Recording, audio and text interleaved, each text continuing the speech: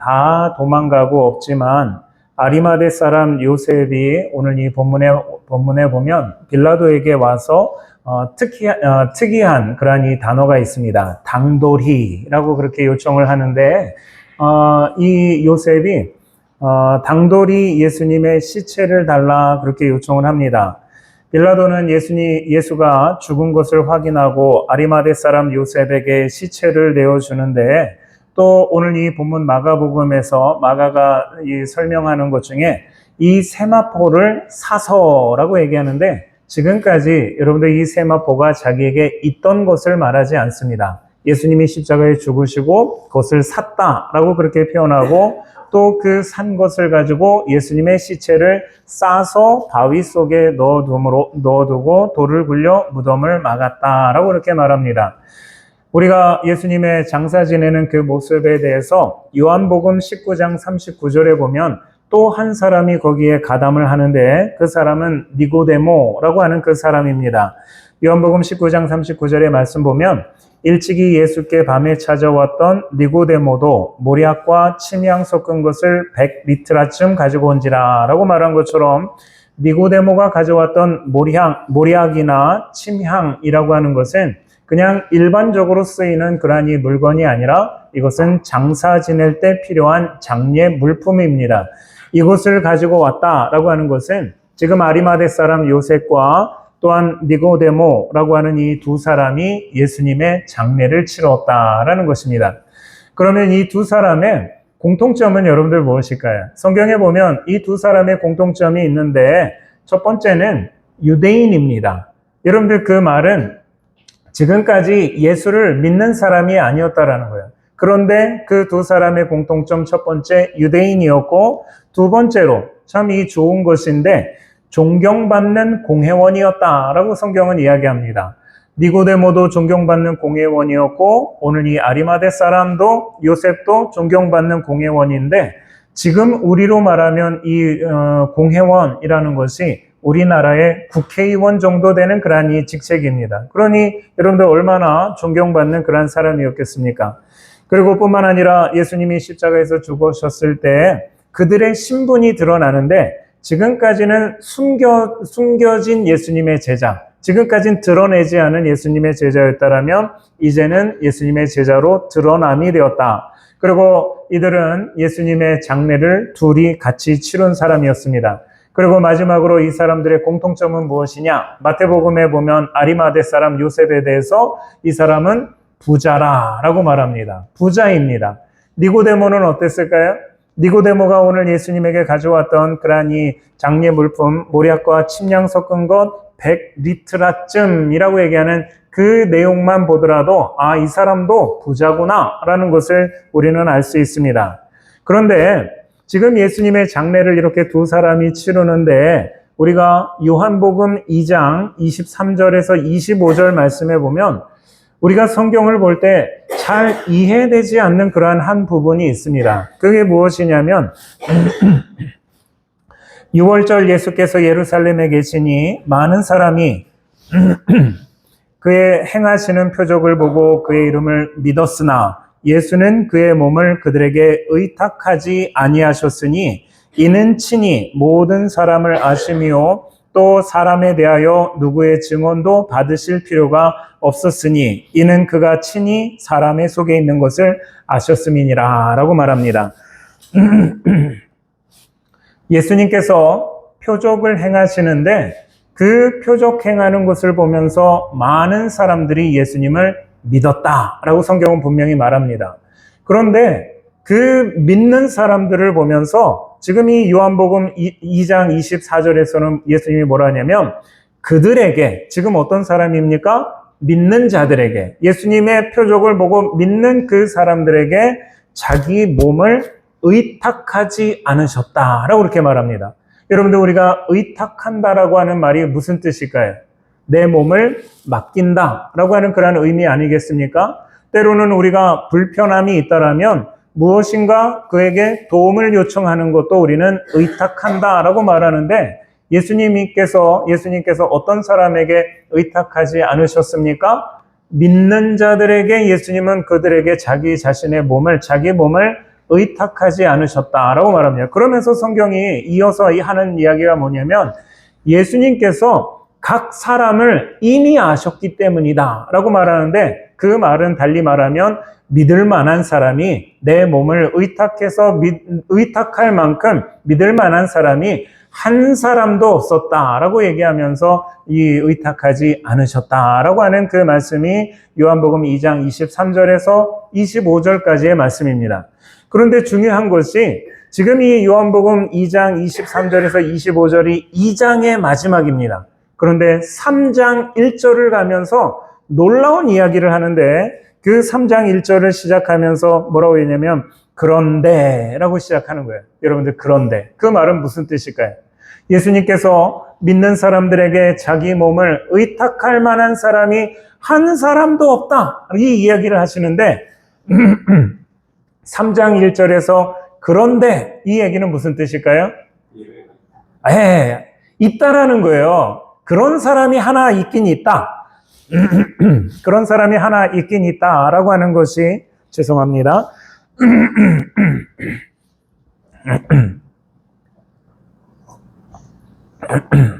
그런데라고 하는 그 말은 다 내가 내 몸을 의탁할 만한 사람이 하나도 없는데, 믿는 자 중에도 그런 사람이 없는데 한 사람이 있다라고 얘기하면서 그 사람을 소개하는데, 그가 누굴까요? 니고데모라고 하는 그 사람을 소개합니다. 그런데 여러분들, 우리 한글 성경에서도 그런데라고 하면 그 의미가 우리가 알아지지만, 여러분들 이 성경이 신약 성경이 쓰였던 헬라어 원문으로 보면 더 분명하게 그것을 이야기합니다. 이 3장 1절을 헬라어 원문의 순서대로, 제가 여러분들 의역하는 것이 아니라 그 나와 있는 그 단어의 순서대로 제가 해석을 하면 이렇게 말합니다. 있다, 사람 중에 바리새인, 니고데모, 지도자, 유대인에, 이렇게 설명이 되는 거예요. 그런데 이 말씀을 보면서 아마도 헬라어의 문장은 우리랑 문장의 순서가 다르니까 이렇게 말할 수도 있겠구나라고 생각하지만, 실제로 헬라어 문법에서도 이렇게 말하는 것은 참 예외적인 일입니다. 일반적인 일이 아닌 거예요. 여러분들, 우리가 영어도 마찬가지겠지만 영어에서도 주어가 먼저 나오는 것이 아니겠습니까? 그런데 오늘 여기서는 무엇이 먼저냐면 동사가 먼저 나온 거예요. 있다라는 그 얘기가 나온 거예요. 그 말은 무슨 뜻이냐? 예수님께서 내 몸을 의탁할 만한 사람이 세상에 한 사람도 없는데, 그런데 있다라는 거예요. 근데 그게 누굽니까? 이 니고데모라고 하는 그 사람이 있다라는 것을 오늘 3장 1절에서 이것을 우리에게 강조해 주고 있습니다. 여러분들, 오늘 우리가 이 말씀을 보면서 예수님은 십자가에서 죽은 몸을 니고데모와 아리마대 사람 요셉에게 의탁하셨습니다. 여러분들, 왜 이들에게 예수님은 자기 몸을 의탁하셨을까? 왜 제자들도 있고, 아니면 오늘 본문에 막달라 마리아나 요새의 어머니 마리아, 이런 사람들도 있는데 왜 이들에게 예수님은 자기 몸을 의탁하신 것이 아니라 갑자기 아리마대 사람 요셉과 아니면 니고데모에게 자기 몸을 의탁하셨느냐? 이유가 여러분들 무엇일까요? 부자라서 그랬을까요? 예수님이 장사 지내는데 예수님의 제자들 12명 다 가난하고 보잘것없는 그러니 가난뱅인데, 그래도 내 마지막 장례는 조금 융성하게 좀 치러야 되지 않겠느냐? 부자기 때문에 예수님께서 이들에게 자기 몸을 의탁하셨을까요? 아니면 이들이 존경받는 공회원이기 때문에 그랬을까요? 여러분들, 어부들이 장사를 지내면 초라하게 장사를 지내겠지만, 그래도 이 나라의 공회원이라고 하는 우리나라의 국회의원과 같은 그 사람들이 2명이나 나타나서 장례를 치르면 마치 여러분들 장례식에 큰 화환도 보내면서 그렇게 하는 것처럼 그렇게 멋들어지게 여러분들 장례를 치를 것 같아서 그 두 사람에게 여러분들 자신의 몸을 의탁하셨겠습니까? 아니면 여러분들 이 두 사람이 다른 사람들보다 믿음이 더 좋았을까요? 여러분들, 믿음 좋은 거로 따진다면 베드로가 더 믿음 좋은 그런 사람 아니겠습니까? 베드로는 예수님에게 내가 예수님이 죽을지언정 내가 예수님을 버리지 않겠습니다 라고 말했던 그 베드로를 본다면 더 믿음 있는 그런 사람이다 라고 말할 수 있습니다. 그러면 예수님께서 왜 이 두 사람에게 특별히 아리마대 사람 요셉에게 자기의 몸, 이 자기의 이 육신을 예수님께서 의탁하셨느냐라고 한다면 오늘 본문 43절에 그 이유가 있습니다. 하나님의 나라를 기다리는 자라라고 말하는 거예요. 하나님의 나라를 기다리는 자. 여러분들, 하나님의 나라를 기다리는 자는 하나님 나라를 소망하는 것을 말합니다. 하나님 나라를 소망하는 사람입니다. 우리가 흔히 하나님의 나라를 소망한다, 하나님의 나라를 기다린다, 우리는 쉽게 말합니다. 제가 여러분들에게도 하나님 나라 소망하십니까? 하나님 나라 기다리십니까? 그런다면 이 자리에 계신 분 모두는 다 아멘이라고 그렇게 말씀하실 겁니다. 여러분, 우리는 다 하나님의 나라를 소망한다, 하나님의 나라를 기다린다라고 말하지만 우리가 그 하나님 나라를 소망하는 것과 오늘 이 아리마대 사람 요셉이 하나님의 나라를 기다리는 것은 전혀 다른 모습을 우리에게 보입니다. 왜 그러느냐? 지금 아리마대 사람 요셉의 상황이 어떨까요? 여러분들, 지금 아리마대 사람 요셉의 상황은 하나님의 아들 예수 그리스도가 십자가에서 죽어서 시체가 된 상황인 거예요. 여러분들, 결코 좋을 때가 아닙니다. 하나님의 아들이라고 내가 그 사람을 내가 예수님의 제자라고 그 사람의 마음속으로 내가 믿고 있는데 그 예수님이 지금 십자가에서 죽을 똥말똥도 아니고 이미 죽어서 시체가 된 그 상황입니다. 그런데 그때에 이 니고데모는 이 하나님의 아들이신 예수 그리스도가 죽은 상황에서 이들이 기다리는 하나님의 나라에 대한 소망이 조금도 감소되지 않았다라는 것입니다. 예수님은 이런 사람에게 자기 몸을 의탁하십니다. 어떤 사람에게입니까? 믿음 좋은 사람, 부자, 이런 사람이 아니라 하나님 나라에 대한 소망이 감소되지 않는 사람, 하나님의 나라에 대한 기대감이, 여러분들 이 기대하는 그 사람에게 예수님은 자기의 몸을 의탁하시는 그러한 분이셨습니다. 오늘 저와 여러분들, 우리도 이 자리에 계신 모든 분들이 오늘 예수님께서 자기 몸을 의탁하실 수 있는 그러한 사람 되어지시기를 주님의 이름으로 축원합니다. 하나님의 나라를 기다리는 사람이 소망 있는 자라고 그렇게 말씀을 드렸는데, 그러면 우리에게 중요한 질문이 있습니다. 사람에게 소망이라는 것이 언제 생길까요? 여러분들 소망이 있으십니까? 여러분들 그 소망이 우리에게 그러면 언제 생깁니까? 여러분들 우리에게 소망이 언제 생깁니까? 여러분들 소망이 있으십니까? 제가 한 예를 들어서 구소련 시절, 제가 여기 보니까 다 소련이라는 그 나라를 모르실 분은 한 분도 안 계신 것 같아요. 구소련 시절에 스탈린 공산정권에 대항해서 소설을 썼던 알렉산드르 솔제니친이라고 하는 작가가 있습니다. 근데 그 사람이 이반 데니소비치의 하루라고 하는 그 소설을 써서 노벨 문학상을 받았어요. 여러분들, 얼마나 대단한 그러한 노벨 문학상이라면 세계에서 알아주는 그러한 노벨 문학상 아니겠습니까? 그러니 이거를 받았다라면 나라에서 대단한 영광인데 이 알렉산드르 솔제니치는 그 노벨 문학상을 받았다라고 해서 소련이라는 나라에서 추방당했습니다. 그때가 1974년도 나라에서 추방당했어요. 왜 그렇습니까? 우리나라에서 쓸모없는 인간이라는, 너는 우리나라 국민이 될 필요도 없다라고 하면서 여러분들 추방당했습니다. 어디에 가서 살았느냐? 이 소련에서 추방돼서 어디서 살았느냐? 여러분들, 미국에서 우리나라로 오십시오. 아니, 소련에서 추방됐으면 우리나라 오십시오. 아니, 노벨 문학상을 받은 그러한 인재인데, 이 미국에 와서 그냥 우리나라에서 편안하게 지내시고, 작품도 쓰시고, 뭐도 하시고, 그러면서 우리나라에서 지내십시오. 미국에서 이 모든 것을 다 제공해 줍니다. 집도 주지요, 일자리도 주지요. 일자리라는 게 여러분들 어떤 일자리일까요? 유명한 대학에 여러분들 교수의 자리에, 그 자리를 그냥, 대학마다, 우리 학교로 오십시오. 석자 교수 시켜주겠습니다. 시켜주겠습니다. 그러면서 그 학교들이 여러분들 이 사람을 데리고 와서 여러분들 교수를 시키면서 편안하게 좋은 곳에서 돈 많이 벌고 여러분들 이렇게 지냅니다. 그런데 우리가 다 아는 것처럼 소련이 무너졌습니다. 그러고 나서 무너지고 난 다음에 이 솔제니친이 첫 번째로 선택한 것이 무엇이냐면 나는 내 나라로 돌아가겠다 라는 것을 선택하는 거예요. 여러분들 그때가 1994년입니다. 그러면 1974년부터 1994년까지 얼마 동안입니까?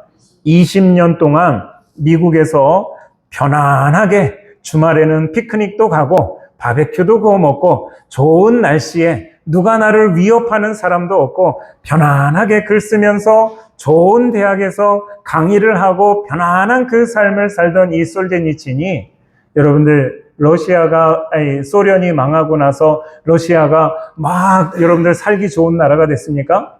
가난뱅이 나라가 된 거잖아요. 여러분들 정말 굶주림에 지친 그 가난한 나라가 된 거잖아요. 그러면 미국에서 그냥 내가 20년을 살았는데 그냥 20년을 거기서 사는 게 낫지. 여러분들 그 모든 것을 다 버리고서 다시 자기 나라 러시아로 돌아갑니다. 왜 돌아갔을까요? 거기에 자신의 소망이 있기 때문에 그렇습니다. 여러분들 거기에 자신의 소망이 있는 거예요. 내가 미국 사람이 아니라 여러분들 이 망명에서 미국에서 살면서 이 사람이 미국 국적을 딸 수 있는 그런 능력이 없습니까? 실력이 없습니까? 미국 사람들에게 내가 이 나라의 시민권을 따겠다라면 누구보다 먼저 여러분들 시민권을 딸 수 있는 사람이 이 솔제니친인데 이 사람은 20년 동안 무국적자로 지냅니다. 그러면서 자기 나라가 러시아로 다시 됐을 때 그 나라로 돌아가서 내가 이 나라에 소망이 있기 때문에 그곳으로 돌아간 사람이 여러분들 솔제니친이라는 그런 사람입니다. 그러면 여러분들 이 사람이 이 러시아로 돌아간다라고 하는 그 소망이 언제 생겼을까요? 언제 생깁니까? 우리가 지금 질문은 그겁니까? 우리에게 소망이 언제 생깁니까? 편안할 때가 아니에요.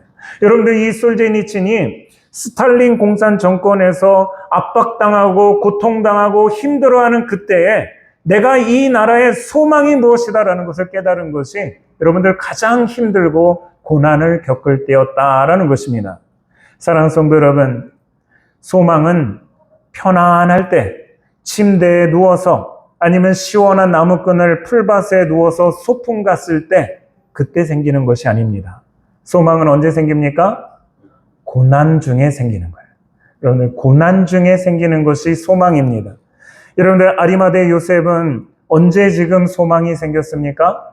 내가 지금 존경받는 공회원으로서 부자로서 아무 어려움 없이 편안하게 살아갈 때 그때 소망이 생기지 않습니다. 내가 믿고 따랐던 예수 그리스도가 십자가에서 못 박혀 숨이 끊어져 시체가 됐을 그때에 하나님 나라에 대한 소망을 갖게 되었다 하는 것입니다. 여러분들 다윗은 언제 소망을 가졌을까요? 언제 그 소망을 갖습니까?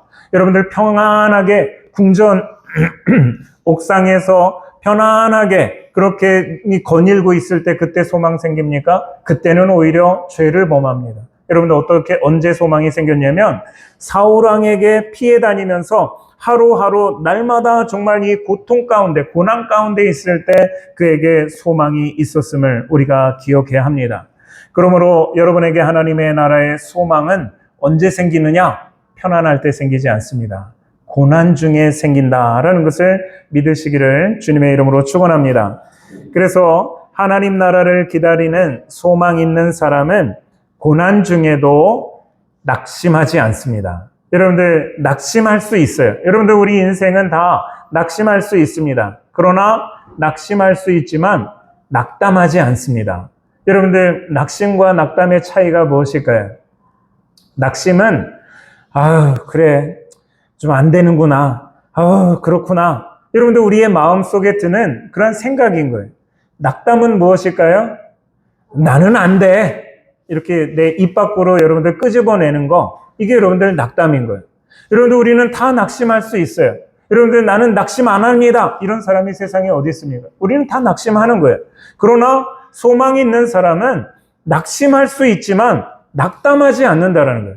안 돼. 아예 다 때려쳐. 그만해. 여러분들 이것이 여러분들 낙담인데 입 밖으로 내가 드러내는 거, 이게 여러분들 낙담인 거예요. 그러나 소망이 있는 사람, 하나님의 나라를 기다리는 사람은 낙심할 수는 있지만 낙담하지 않는다라는 것입니다. 여러분들 디모데후서 1장 7절 말씀에 하나님이 우리에게 주시는 것은 두려워하는 마음이 아니요 라고 그렇게 말합니다. 우리가 살면서 두려움, 염려, 걱정, 낙심, 이런 것들이 여러분들 우리 인생에 있습니다. 그렇다면 이 말씀을 볼 때 이것은 여러분들 하나님이 주시는 것이 아니다 라고 그렇게 말한다면 누가 주는 겁니까?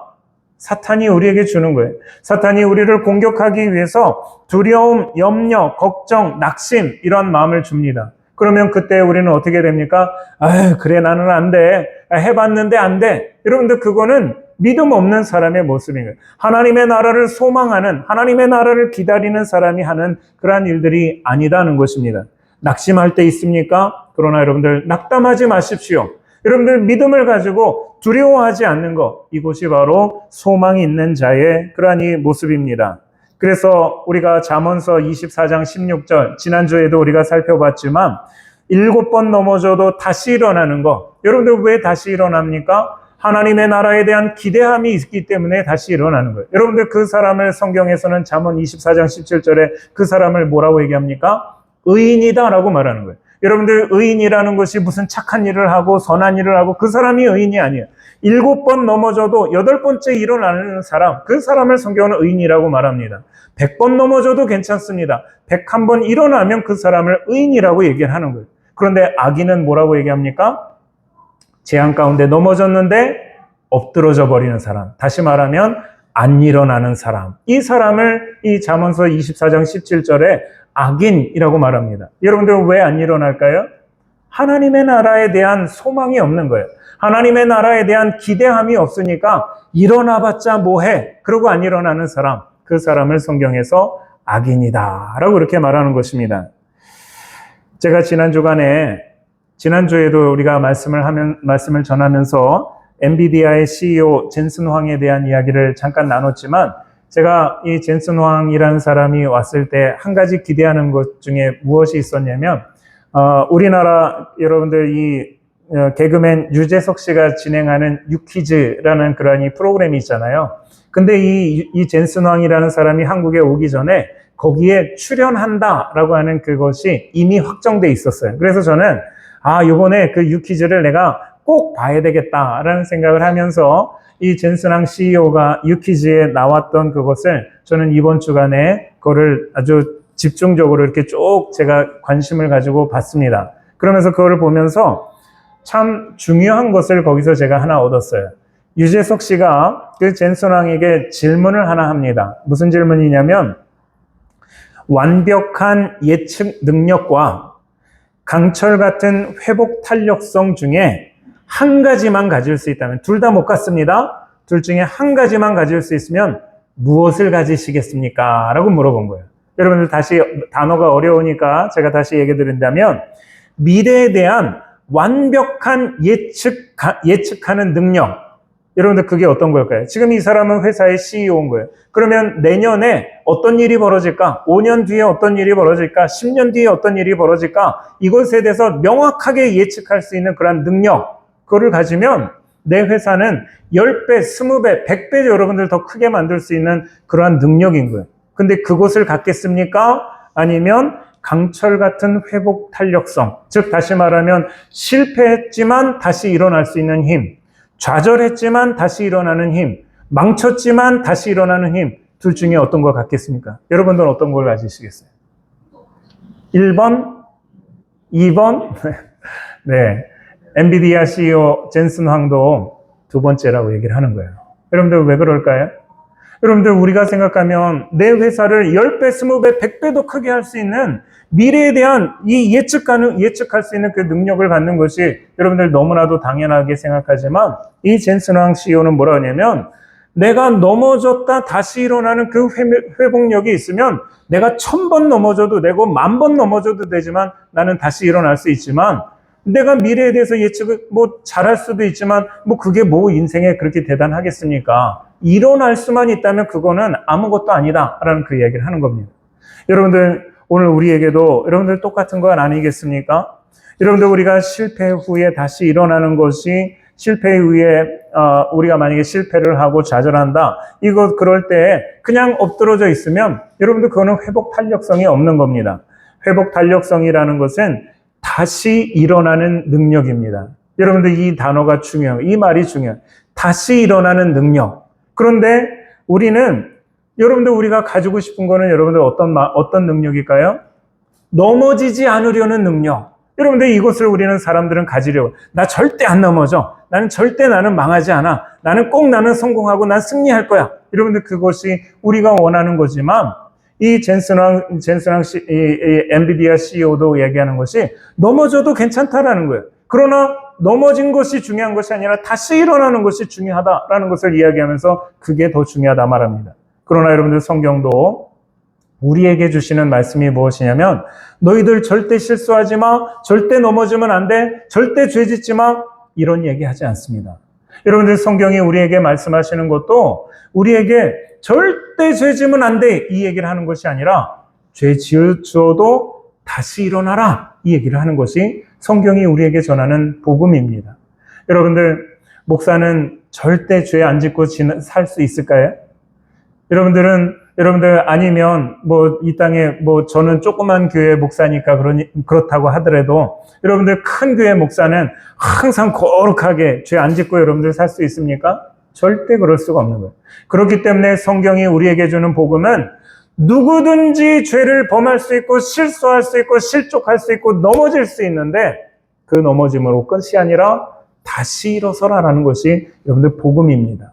여러분들 그러므로 오늘 이 예수님께서 이 세상에 많은 사람이 있고 믿음 좋은 사람이 있고 돈 많은 사람이 있고 명예로운 사람이 있고 그런데 그들에게 예수님은 자기 몸을 의탁하지 않습니다.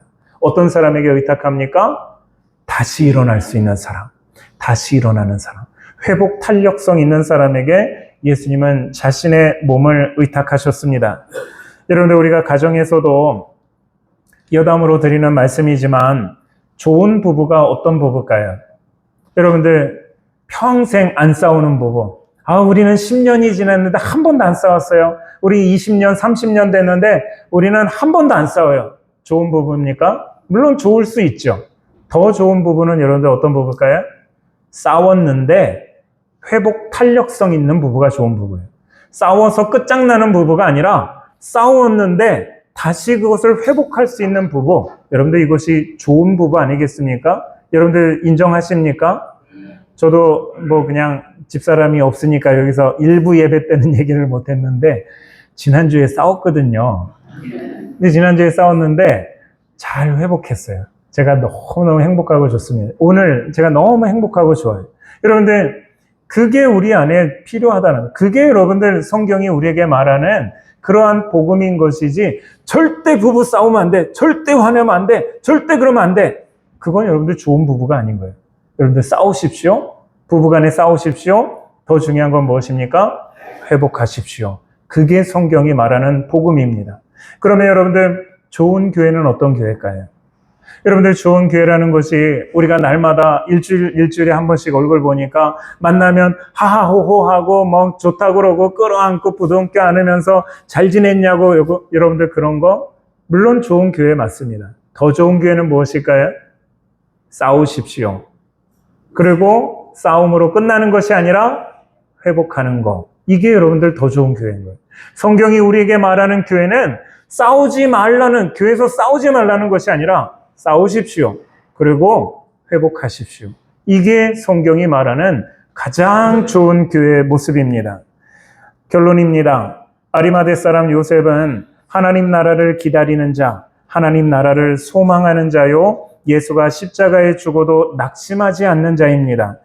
강철 같은 회복 탄력성이 있는 자입니다. 그렇기 때문에 자기 몸을 사람에게 의탁하지 않으셨던 주님, 아무에게도 자기 몸을 의탁하지 아니하셨던 그 주님께서 아리마대 사람 요셉과 또한 니고데모에게 자기의 몸을 의탁하셨습니다. 우리 교회는 주님이 자신의 몸을 의탁하실 수 있는 회복 탄력성이 있는 교회입니까? 나는 주님이 자신의 몸을 의탁하실 수 있는 낙담하지 아니하는 회복 탄력성 있는 그러한 사람입니까? 윤동주의 우리 다 아는 국민 시인이라고 하는 윤동주 시인 여러분들 다 아시죠? 근데 그 윤동주 시인의 시 중에 십자가라고 하는 그러한 시가 있습니다. 그 시의 일부분인데 괴로웠던 사나이 행복한 예수 그리스도라고 말합니다. 여러분들 예수님이 어디에서 괴로웠습니까? 십자가상에서 못 박히고 손에 이 가시관 쓰고 얼마나 여러분들 괴롭겠습니까? 그런데 그 예수가 행복한 예수 그리스도라고 말합니다. 여러분들 왜 윤동주 시인은 왜 괴로웠던 사나이, 왜 그를 가리켜서 행복한 예수 그리스도라고 얘기했을까요?